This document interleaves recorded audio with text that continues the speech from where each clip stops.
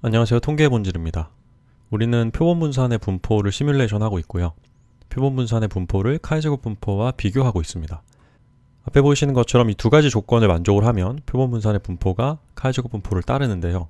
첫 번째 조건은 표본 평균의 분포가 정규 분포를 따를 만큼 표본의 크기가 크다라는 조건인데, 이 조건은 중심극한 정리입니다.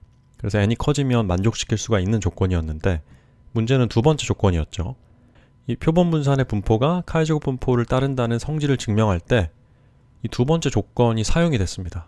모집단의 분포가 정규 분포를 따른다는 조건이 사용이 됐었는데요.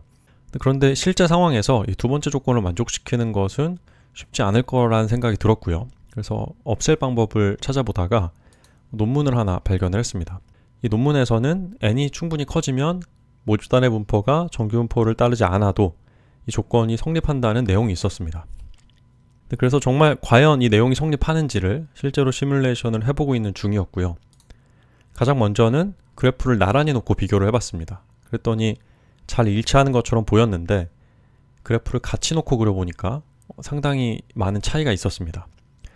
그런데 이 히스토그램에는 한 가지 한계가 있었는데요. 이 히스토그램은 이 막대의 간격에 따라서 모양이 조금씩 바뀐다는 것이었습니다. 그래서 그런 문제를 해결하기 위해서 누적분포 함수를 그려보기로 했고요. 그래서 오늘은 누적분포를 이용해서 표본 분산의 분포와 카이제곱 분포를 비교해 보려고 합니다. 방법은 지난 시간과 동일합니다. 네 종류의 모집단이고요. 첫 번째는 1부터 10까지의 자연수라는 모집단, 두 번째는 1부터 1000까지의 자연수라는 모집단입니다. 그래서 처음 두 모집단은 균등분포고요. 세 번째 모집단은 표준 정규분포에서 추출한 10개의 값을 가지고 모집단을 만든 겁니다. 네 번째는 표준 정규분포에서 추출한 1000개의 값을 가지고 모집단을 만들었습니다. 그래서 3, 4번은 정규분포를 따르는 모집단입니다. 그래서 모집단은 4종류고요. 그리고 표본은 6가지 종류로 한번 테스트를 해봤습니다. 먼저 1부터 10까지의 자연수를 갖는 균등분포 모집단에서 표본을 추출을 했고요. 까만색이 표본 분산의 그래프입니다. 빨간색이 카이제곱 분포의 그래프인데요. 일치하지 않는 것을 확인할 수가 있죠. 그런데 n을 키워보니까 이 모양이 일치하는 것처럼 보입니다. 그런데 여기 한 가지 함정이 있는데요. 이 x축의 범위가 그래프마다 다르다는 겁니다. 이 n이 30일 때 x축의 그래프 범위는 한 0부터 50까지인데요. n이 1000일 때 이 범위는 0부터 한 1000까지입니다. 차이가 너무 많이 나서 이 범위를 통일하는 것도 불가능했습니다. 그래서 일단 그냥 그렸는데요. 아쉽게도 여기서는 일치하지 않는다는 것만 확인할 수 있고, n이 커져가면서 일치도가 어떻게 변하는지는 확인하기가 어렵습니다.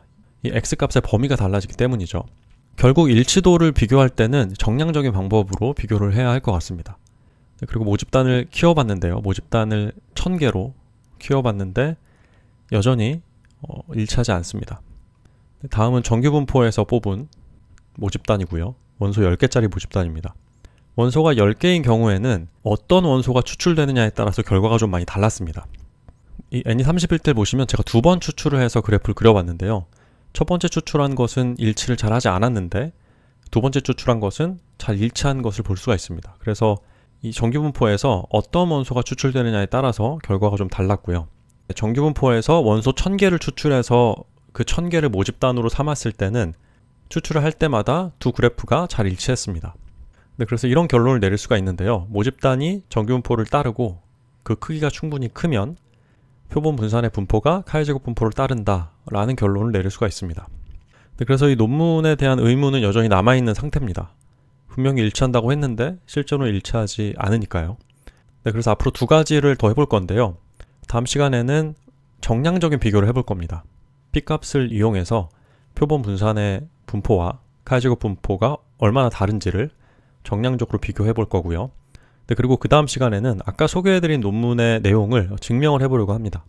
그렇게 그 증명 단계들을 하나씩 살펴보면 왜 이론적으로는 성립을 하는데 실제 시뮬레이션에서는 성립을 하지 않는지를 알 수 있을 것이라고 생각합니다. 오늘의 영상은 여기서 마치겠습니다.